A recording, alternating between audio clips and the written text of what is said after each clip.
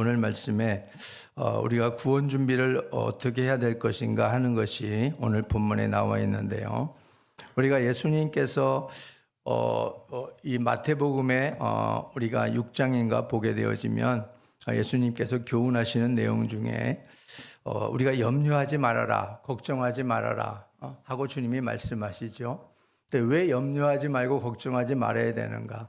예수님께서 바로 그 믿음과 관련돼서 그것이 연관성이 있기 때문에 주님이 말씀하십니다. 우리는 의식주 때문에 염려하고 걱정하고 불안해하잖아요. 그런데 의식주 때문에 너희들이 염려하고 걱정하고 불안해하지 말아라. 그 말은 바로 우리가 의식주가 중요하지 않다는 말이 아니고 의식주가 필요 없다는 말도 아니고 중요하고 필요하다는 걸 다 아시는 주님께서 왜 염려하지 말아야 되는가, 왜 걱정하지 말아야 되는가 하는 그 이유는 바로 그 염려와 걱정 때문에 우리에게 있어야 될 믿음이 영향을 받기 때문에 그렇다, 이런 말입니다. 그래서 일상의 염려와 걱정이 가득 채워지면 우리 믿음의 감각이 둔탁해집니다. 그리고 믿음이 자리 잡을 믿음의 분량의 자리가 없어집니다. 그래서 믿음이 자리 잡아야 될 믿음의 분량의 자리가 우리 안에 있어야 되는데 세상의 일상의 염려와 걱정에 빠져버리게 되어지면 그 자리를 우리가 유지할 수 없기 때문에 주님께서는 우리에게 바로 그런 것 때문에 염려하지 말아라, 걱정하지 말아라. 하나님께서 먹이시고 입히시니 돌보시니 그것을 믿어라, 이렇게 말씀해 주고 있습니다. 그래서 우리는 하나님 앞에서 어떤 일이 있어도 믿음으로 살아가는 백성이 되어야 될 줄로 믿습니다.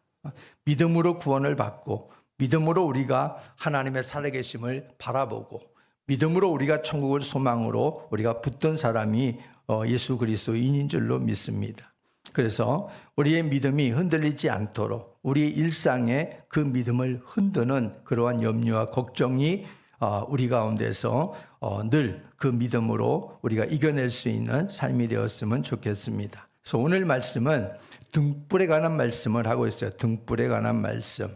우리 안에 있는 이 믿음의 등불, 이 믿음의 등불은 이상이 없이 잘 켜지고 있는가?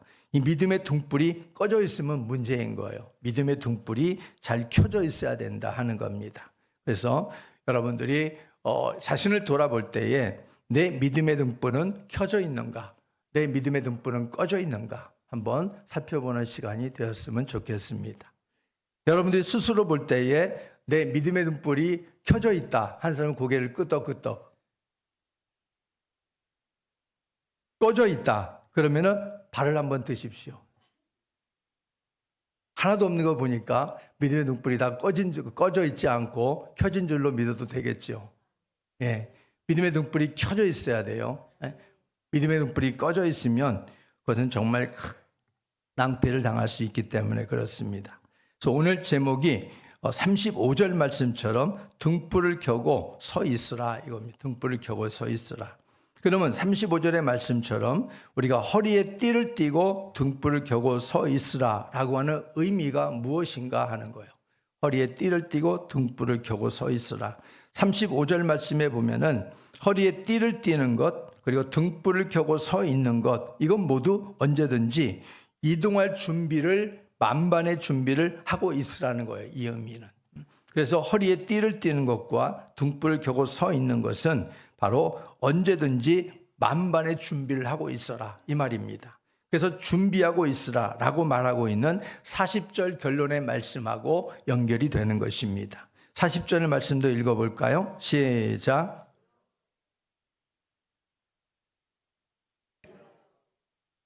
준비하고 있으라 이 말이에요. 그래서 오늘 본문의 전체의 말씀은 주님 오실 때까지, 주님 오실 때를 준비해서 깨어 있으라 라는 교훈을 주고 있는 내용입니다. 여러분들이 성경에 보면은 마태복음 24장, 마가복음 13장, 그리고 누가복음 12장, 17장, 21장, 이건 다 재림장이에요. 주님이 오실 때 어떤 일 징조가 있을 것이고 우리가 어떻게 주의 오심을 준비할 것인가에 대한 재림장을 우리에게 말씀을 해주고 있어요. 여러분이 아는 것처럼 10처녀 중에 5처녀, 슬기로운 5처녀는 어떻게 했어요? 비록 졸았지만은 그러나 등불을 켜고 신랑을 맞이하고 혼인잔치에 들어가는 이런 모습을 우리에게 보여주고 있잖아요. 이것은 우리에게 언제나 우리의 신앙이 깨어 있어야 된다, 이처럼. 그래서 신랑 되신 예수님을 맞을 준비를 해야 된다 하는 것을 상기시켜 주고 있는 그러한 내용입니다. 지금 우리가 살고 있는 시대는 분명히 잘 때가 아니고 지금은 깰 때입니다. 깰 때. 그런데 사람들이 자꾸 잠자는 영혼들이 많아지고 있다는 것이죠. 그런 잠자는 영혼들을 깨우는 유일한 방법이 뭔가? 바로 그것은 우리 주님이 다시 오신다 하는 이 메시지입니다. 주님이 곧 있어 오신다. 주님은 반드시 다시 오신다. 이것을 우리가 이 메시지를 통해서 저들의 잠자는 영혼들을 깨워야 된다 하는 것이지요.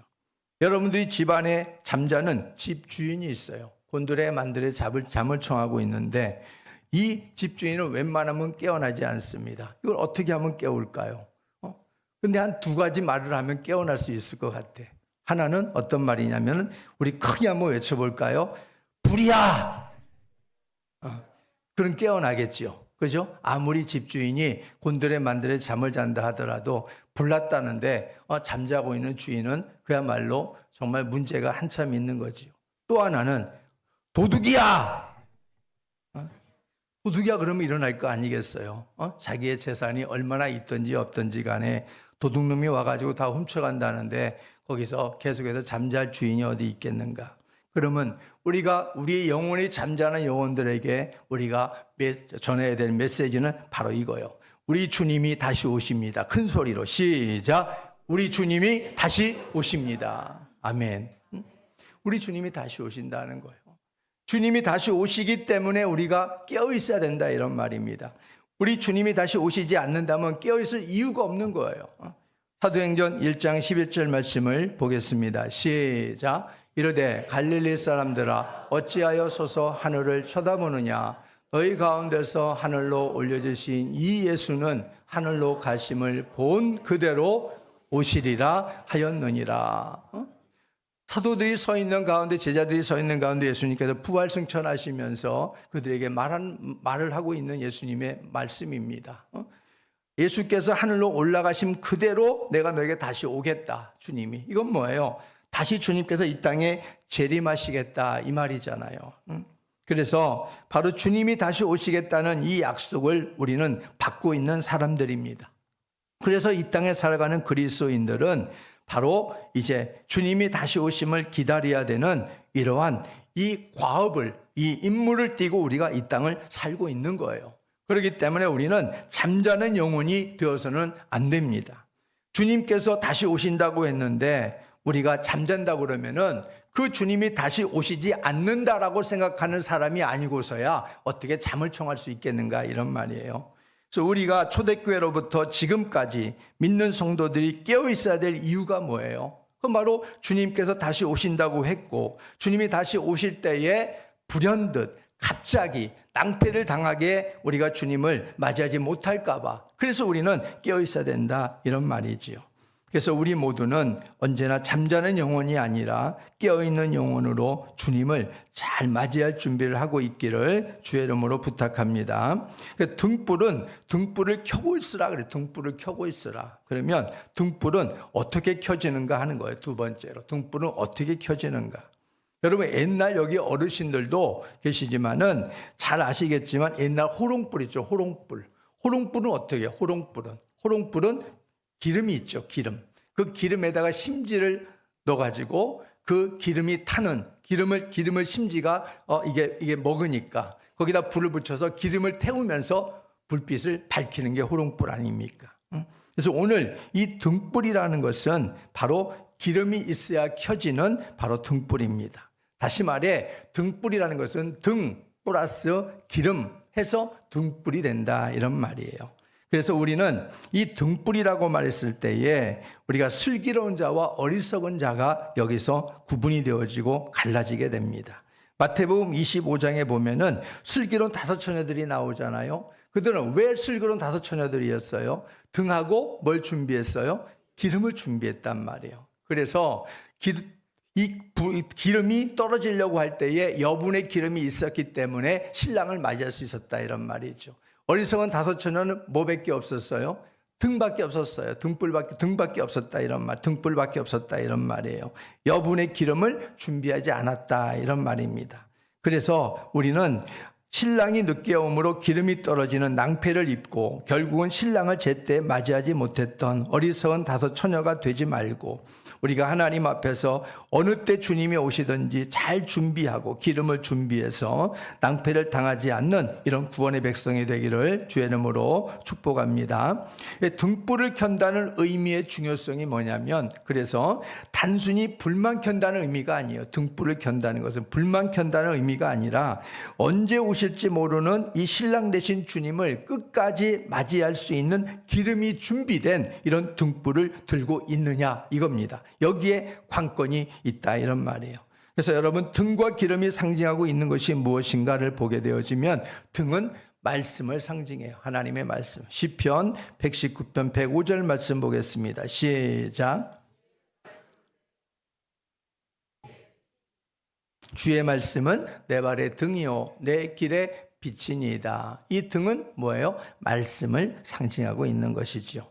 그럼 기름은 뭘 의미하는가? 기름은 성령님을 의미해요. 사도행전 10장 38절 말씀 시작. 하나님이 나사렛 예수에게 성령과 능력을 기름 붓듯 하셨음에, 이 기름이 바로 성령을 상징하고 있는 것입니다. 그래서 등과 이 기름이라는 것은 결국 뭐예요? 말씀과 성령으로 충만하게 우리가 준비가 되어져야 우리의 믿음의 등불이, 우리의 구원의 등불이 활활 타오른다 이런 말이에요. 어느 것 하나 우리가 무시하고 어느 것 하나 우리가 부족하게 되어지면 우리의 믿음의 등불, 구원의 등불은 제대로 켜질 수 없다 이런 말입니다. 말씀은 어느 정도 지식화되어 알고 있는데 성령의 감동이 없다, 성령을 받지 못했다 이러면은 그 등불에 문제가 있는 거예요. 그래서 우리가 하나님 앞에 말씀과 성령의 충만함을 덧입어서 우리가 하나님 앞에 믿음의 등불, 구원의 등불을 잘 켜는 하나님의 백성이 되어야 될 것입니다. 그래서 오늘 허리를 띠고 등불을 켜 있어라 라고 하는 임박한 그러한 준비 자세를 우리에게 요청을 하고 있어요. 이 등불은 어떤 역할을 하는가 우리가 보게 되면, 등불은 어둠을 비추고 인도, 안내하는 역할을 하는 게 등불이지요. 그러면 등불은 언제 필요하겠어요? 등불은 밤에 필요해요? 아니면 낮에 필요해요? 당연히 밤에 필요하겠지요. 밤에 등불이 필요한 거예요. 어둠을 밝히기 위해서 밤에 등불이 필요한 겁니다. 날이 새면은 등불은 필요 없는 거예요. 근데 주님이 우리에게 말씀하시기를 세상이 어둡다 이런 말이죠. 세상은 지금 여전히 영적으로 칠흑같이 어두운 밤을 우리가 맞고 있어요.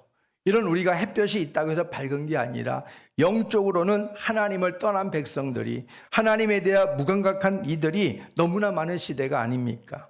그래서 하나님 앞에서 돌아오려고 하는 그러한 하나님 백성들이 점점점 줄어들고 있고, 믿는 백성들마저도 세상 가운데서 믿음을 저버리는 이들이 무수히 많이 발생하고 있고, 그래서 우리는 주님께서 오실 때 그 말씀을 기억해야 되는 것이죠. 내가 올 때에 믿는 자를 보겠느냐. 주님의 딱 이 한마디의 말씀이 우리의 전곡을 찌르고 있어야 되는 거예요. 언제나.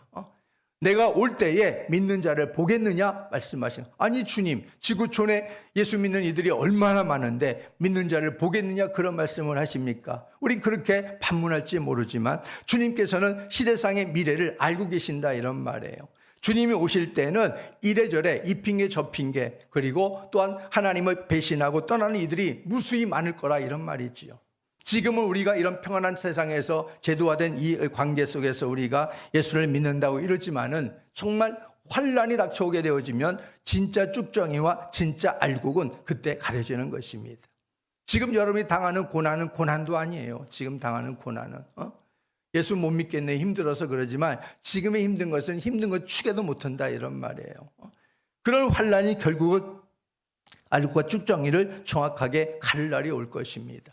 주님은 이런 먼 것들을 다 보시면서 주님이 하시는 말씀, 일축에서 하시는 말씀이요. 내가 올 때에 믿는 자를 보겠느냐. 그러니 이 말씀을 듣는 우리들은 어떤 생각이 들어야 돼요? 나는 문제 없습니다. 이게 아니라 그래? 내 믿음을 내가 좀 더 고삐를 조이고 믿음 준비를 더 잘해야 되겠구나. 주님 앞에 오실 때 내가 나의 믿음을 주님 앞에 정말 보여드릴 수 있는 부끄러움이 없는 믿음을 준비해야 되겠구나. 이런 마음이 우리 가운데 들어야 된다 이런 말이에요. 아유 모시긴 언제 와? 오늘도 안 오고 내일도 안 오고 뭐 그 시대도 안 오고 그랬는데 오시겠어? 이러면 그 사람은 정말 구원의 등불을 준비할 수 없는 인생이 된다는 것을 꼭 여러분들이 기억하시기를 바랍니다. 지금은 어둡기 때문에 우리에게 주님께서 허리를 띠고 졸라매고 등불을 높이 들으라 말씀하시는 거예요. 지금의 시대가 얼마만큼 어둡냐면요, 바로 성경은 말하기를 노아 시대와 같다, 롯의 시대와 같다 이렇게 말해요. 그러면 노아 시대와 롯의 시대를 여러분들이 보면은 노아 시대를 하나만 보더라도 노아 시대가 어땠어요? 사람의 생각, 이 골수까지 마음속 깊은 패부까지 생각하는 게 다 악했어요. 죄를 지으려고 하는 생각으로 가득 넘쳐났어요. 이미 방주를 짓게 하고 홍수 심판을 노아가 예고했지만은 그들은 거기에는 아랑곳하지 않았어요. 무슨 하나님이 있어? 무슨 홍수 심판이 있어? 무슨 구원이 있어? 저들은 거기에 완전히 조롱하는 그런 모습으로 세상을 살았던 사람들이 그 시대 사람들입니다. 노아 시대와 롯의 시대를 성경은 일축에서 우리에게 8가지의 특성을 말합니다. 8가지의 특성. 한번 따라해 볼까요? 먹고, 마시고, 시집가고, 장가가고, 사고, 팔고, 심고, 짓고, 이 8가지예요.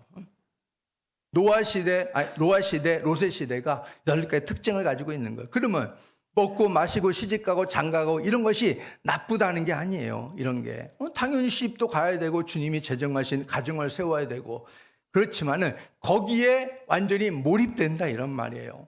하나님을 완전히 배제해버리고 거기에 완전히 몰입되어 살아간단 말이에요, 사람들이. 이게 뭐냐면 영적으로 칠흑같이 어둡다 이런 말이에요.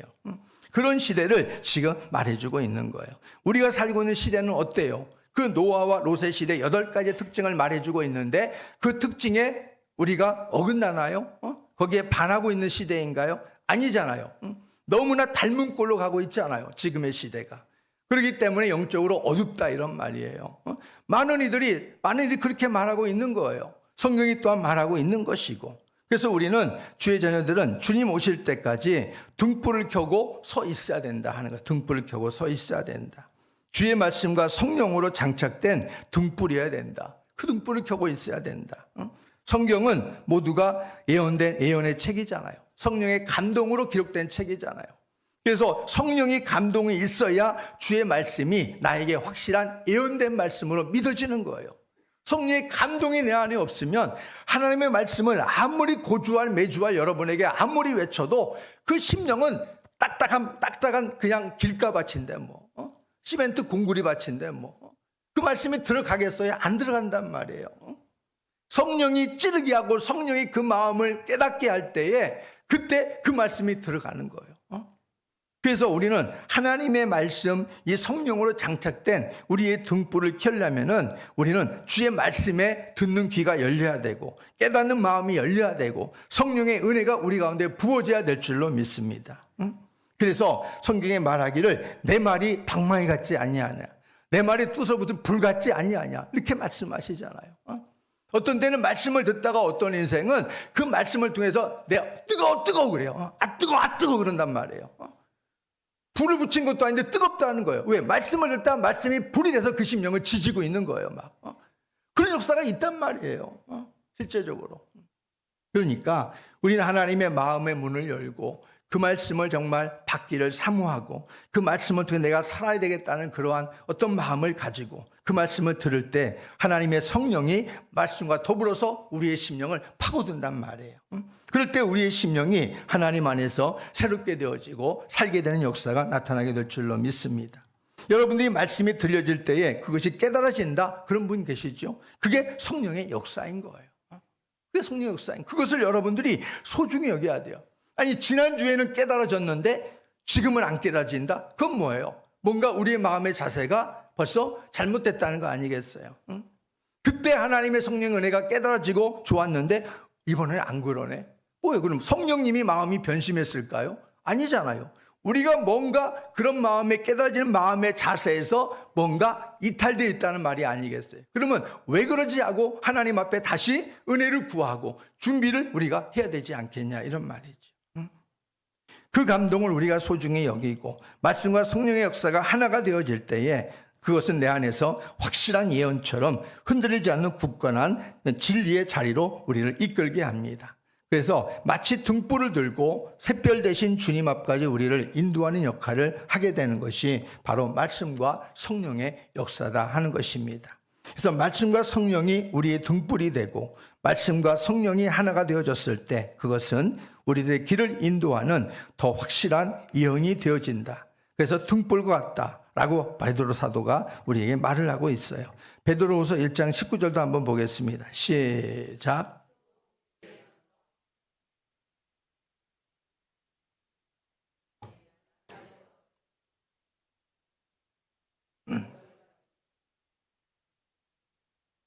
말씀과 성령이 하나가 되어졌을 때 그럴 때 이게 확실한 예언으로 내게 믿어지는 거예요.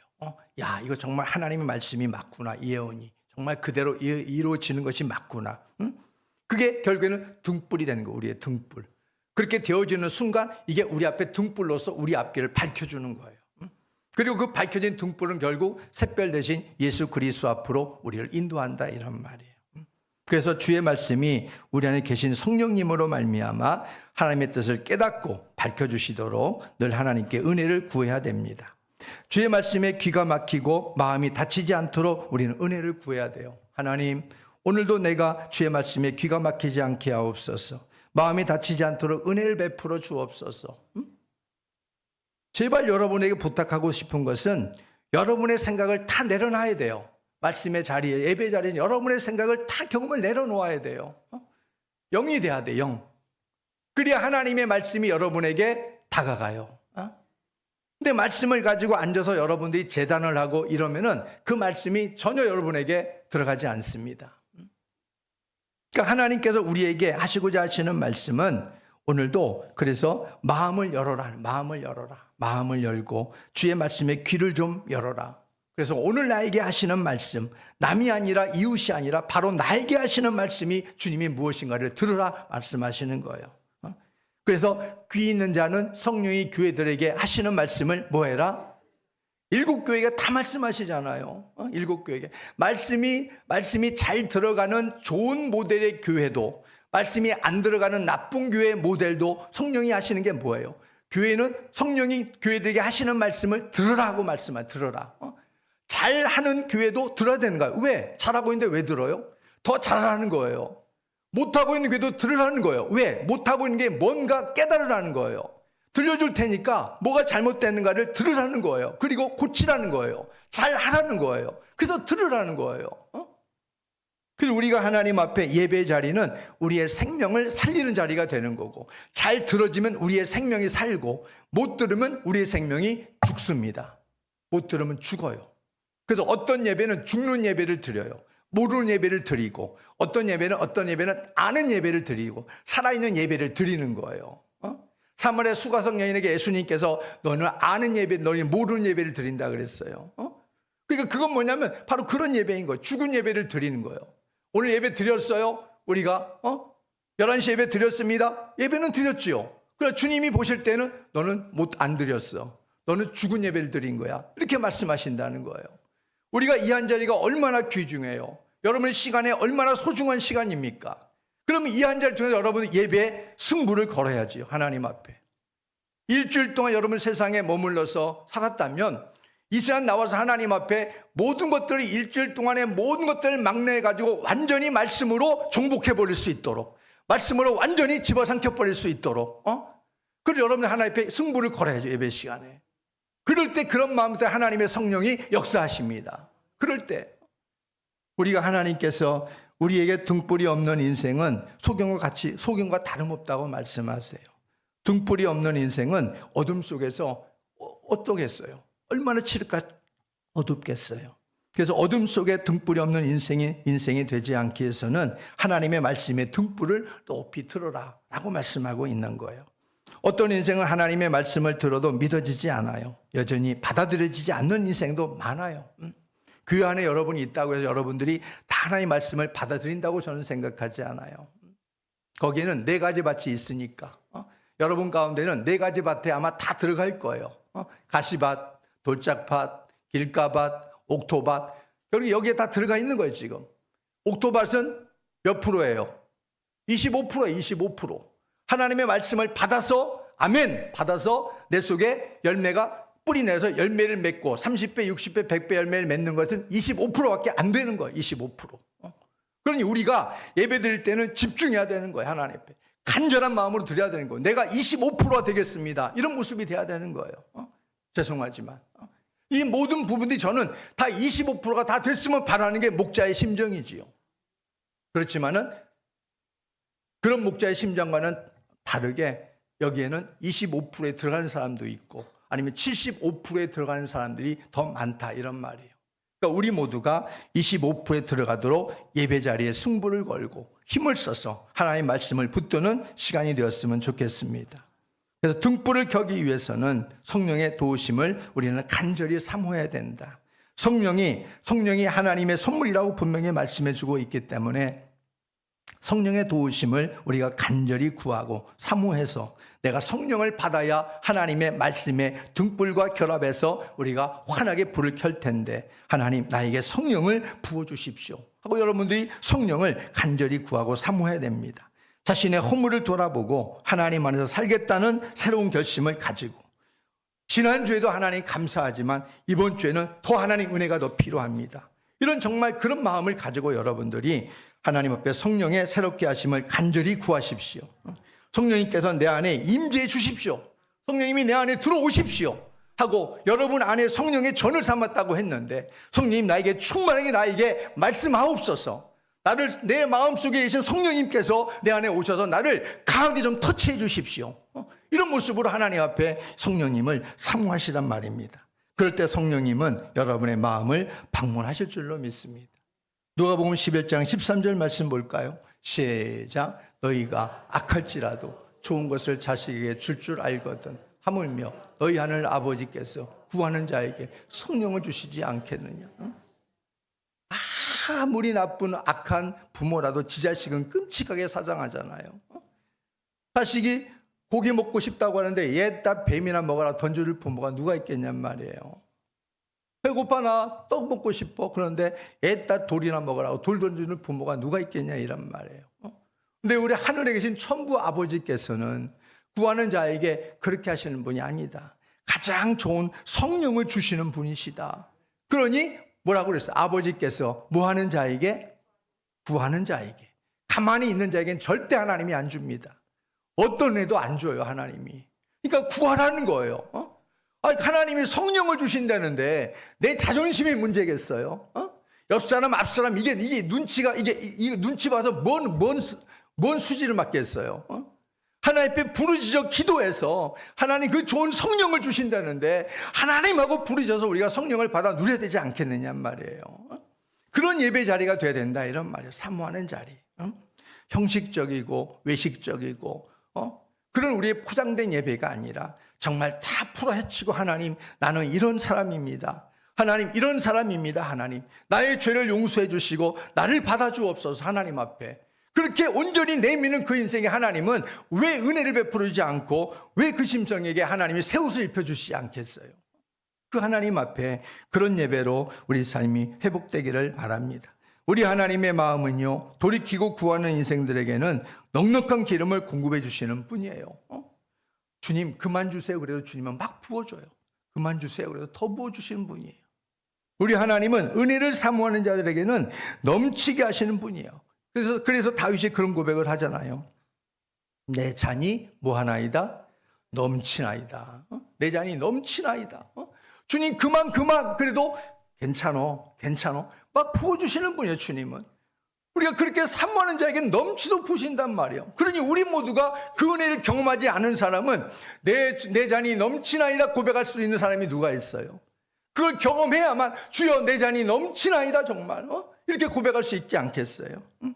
근데 그렇게 넘치는 은혜를 베풀으신 하나님에도 불구하고 반면에 은혜를 헛되이 하는 사람들에게는 어떻게 하는가? 하나님이 은혜를 거두어버립니다. 거두어버려요.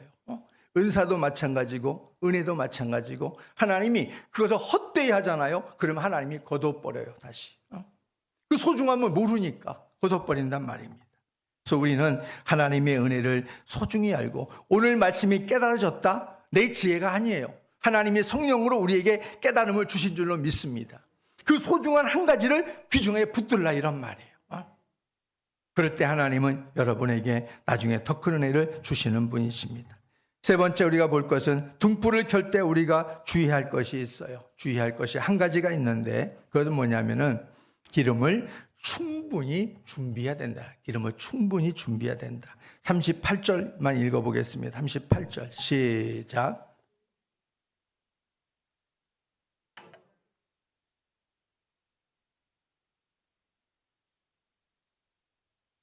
기름을 충분히 준비해야 될 이유를 말해주고 있는 거지요. 36절과 38절까지가 기름을 왜 충분히 준비해야 되는가 이유를 말해주고 있어요. 36절에는 열어주려고 기다리는 사람과 같이 되라. 기다림이 있어야 되고, 37절에는 깨어있는 것을 보면 그 정도는 복이 있으리로다. 깨어있어야 되는 것이고, 38절에는 늘어지는 예측 불가능한 시간들이 주어진다는 거예요. 이게 뭐예요? 주님이 이 땅에 오신다고 하는 그 시간이 오시긴 오시겠지만은 언제 오실지 알 수가 없는 거예요. 그러니까 한정없이 늘어질 수도 있다 이런 말이에요. 그러니까 언제 주님이 오실지 모르기 때문에 기름을 어떻게 되는 거예요? 충분히 준비해야 된다 이런 말이에요. 성경은 우리 주님이 오시기는 분명히 오신다. 근데 언제 오시는지는 몰라. 이렇게 말씀해주고 있단 말이에요. 마가복음 13장 32절 말씀을 볼까요? 시작. 그러나 그날과 그때는 아무도 모르나니 하늘에 있는 천사들도 모르고 아들도 모르고 아버지만 아신다. 엑스파일 아버지만 아시는 거예요. 천사도 몰라요. 어떤 누구도 몰라요. 그러니까 우리가 이 날짜를 분명히 하나님께서 공평하게 아무도 모르게 다 했단 말이에요. 그런데 감히 어떤 누가 내가 예수의 하나님의 계시를 받아서 나는 2030년에 10월 5일 날 6시에 예수님이 오신다. 이런 말을 내뱉는다면 그는 뭐예요? 짝퉁인 거지 그는. 근데 막 기적을 행해 막. 거의 죽어가는 자를 막 살려 일으켜 세워. 그러면 어떻게 하겠어요? 짝퉁이에요? 아니면 이게 진짜예요? 짝퉁인 거예요. 기적이 문제가 아니라고 그랬잖아요. 기적이 문제가 아니다. 그건 미혹의 도구로 사용하는 것 뿐이다. 그러니 하나님의 말씀에 어긋나면 짝퉁인 거예요. 그러니까 오늘날 이 시대 가운데 우리가 이 말씀을 분명히 기억해야 되는 거예요. 아무도 모르도록 하나님께서 이미 파일에 감춰놓은 거예요. 그렇기 때문에 우리는 그러면 어떻게 그 예수님을 언제 오신지 모르는데 오신다고 했는데 어떻게 준비하나요? 이렇게 말하는 분이 계실 거예요. 주님이 그래서 말씀하시기를 마태복음 24장, 누가복음, 마가복음 13장, 누가복음 12장, 17장, 21장에 그 말씀을 해주고 있는 거예요. 그러면 내가 알려줄게. 내가 올 때에 이런 징조들이 있을 거야.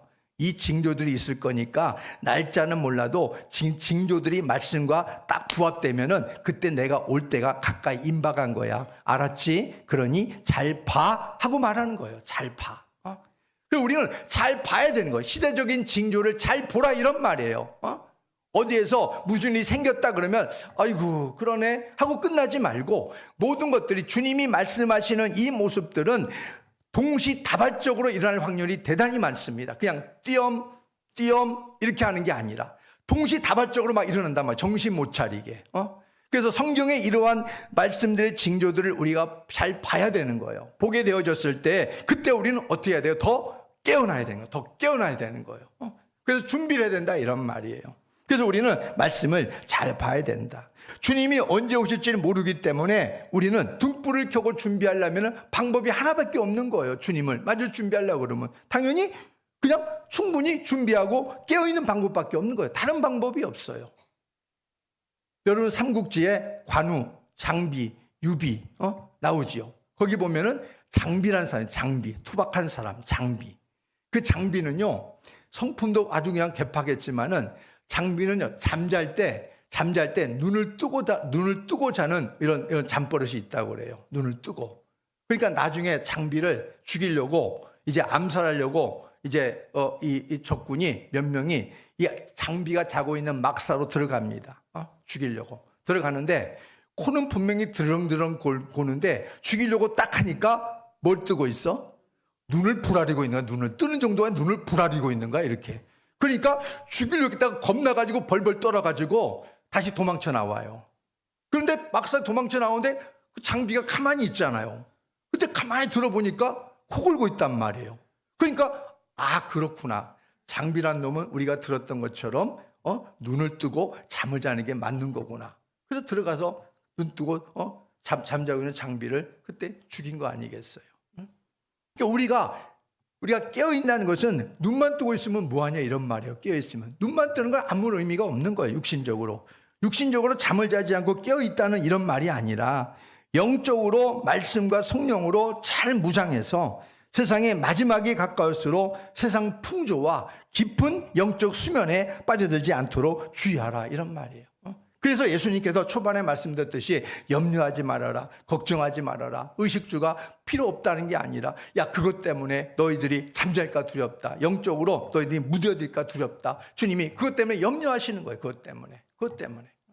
그러니까 우리가 세상 일주일간 한번 돌아봐요. 일주일간만 돌아봐도 여러분이 어때요? 내가 천국에 대한 소망, 나의 구원에 대한 등불이 혹시나 꺼지지 않았을까? 그거 조바심 치고 일주일을 살았습니까? 아니면은 그런 거 전혀 절로 던져버리고 세상에 푹 파묻혔다가 그리고 지금 왔습니까? 어느 쪽에 더 가까웠습니까? 일주일만 생각을 해도 우리가 그렇다면은 그러면 한 달을 생각해 보자고요. 그러면 얼마나 더 세상 깊이 빠진 거예요. 아니 한 달? 그 다음에 우리 1년을 늘어볼까요? 1년을 늘려봐요. 그러면 얼마나 더 깊이 우리가 세상의 늪속에 우리가 헤엄치다가 주일날만 빠끔하고 주님 앞에 오냐 이런 말이에요. 그러니 우리의 등불이 환하게 밝혀질 이유가 없는 것이지요. 우리는 이런 모습들을 점검해 봐야 된다 이런 말이에요. 주님이 갑자기 오신다고 그러면 우리는 정말 갑자기 불현듯 주님을 맞이하는 낭패를 당할 수밖에 없는 인생이 될 수밖에 없는 거예요. 그래서 영적으로 말씀과 성령으로 잘 무장해서 세상의 마지막이 가까우고 있는데 이런 풍조 속에 여러분들이 정말 나는 영적으로 깨어 있어야 되겠다는 이런 경각심을 가지고 살아가는 우리가 됐으면 좋겠습니다. 주님을 맞을 준비하는 기다림에는 반드시 끝이 있어요. 끝이. 그렇지만 주님을 맞을 준비하는 기다림에는 끝은 있지만은 그래서 인내가 필요해. 인내 없이는 이 기다림을 끝까지 가져갈 수가 없습니다. 그래서 기다리는 중에 기름이 떨어질 수가 있는 거예요. 그래서 충분한 기름 준비가 필요한 거예요. 충분한 기름 준비. 소아시아 7교회 중에 여러분 생각하고 싶지 않은 교회가 하나 나오지요. 최악의 교회. 바로 라오디게아 교회입니다. 라오디게아 도시라고 하는 것은 물질적으로 얼마나 풍요로운지 몰라요. 온천수까지 터져가지고 많은 관광객들이 막 달려들어서 그야말로 떼부자가 된 동네입니다. 떼부자가 된 도시예요. 그런데 그런 떼부자가 되었지만은 그 라오디게아 도시 안에 세워진 라오디게아 교회는 영적으로 다 죽었습니다. 영적으로. 그래서 주님께서 그 라오디게아 교회를 주님께서 살피실 때 말씀하시기를 내가 차지도 않고 덥지도 않구나. 내가 공고한 것을 봐라. 가련한 것을 보아라. 눈먼 것을 보아라. 벌거벗은 것을 보아라. 주님이 그렇게 공고해요. 책망을 해요. 근데 그들은 뭐라고 말합니까? 괜찮아요, 주님. 우리 부유해요. 우리 부유해요. 괜찮아요. 그렇게 말하잖아요. 영적으로 그들이 얼마나 그들이 죽어 있는가를 그들은 모르는 거예요. 이건 뭐냐면 영적으로 깊은 수면에 잠수하고 있는 거예요. 이런 것들을 우리가 경계해야 된다 이런 말이에요. 괜찮다고 우리가 거기에 빠져 있으면 안 된다 하는 것이지요. 그래서 이렇게 우리가 되지 않기 위해서는 방법은 하나밖에 없는 거예요. 죽었다 깨어나도 우리는 늘 깨어있는 방법밖에 없는 거예요. 다른 방법이 없어요. 깨어있는 방법밖에 없는 거예요. 준비하는 겁니다. 부지런히 준비하는 거예요. 개미처럼 열심히 준비하는 거예요. 구원의 준비를 하는 거예요. 늘 우리들의 신앙생활이 기도와 말씀, 예배 중심의 뜨거움을 회복하게 힘써야 되고 준비되지 않은 때에 주님을 맞이하지 않도록 늘 준비된 말씀과 성령 충만의 삶을 붙들고 살아가야 될 줄로 믿습니다. 우리 이 시간 여러분들 오늘 말씀을 듣고 결코 흘려버리지 말아야 될 중요한 우리 삶의 중요한 말씀입니다. 하나님, 나의 믿음의 등불은 어느 정도의 밝기를 바라고 있습니까? 나는 정말 허리 띠를 띠고 등불을 들고 주님 맞을 준비를 하고 있습니까? 한번 우리가 이 시간 우리의 믿음의 현주소를 제발 좀 돌아보시고, 하나님 다시 한번 말씀의 등불을 들고 성령의 등불을 들고 하나님 내 구원의 준비를 잘 해갈 수 있도록 하나님 도와주옵소서.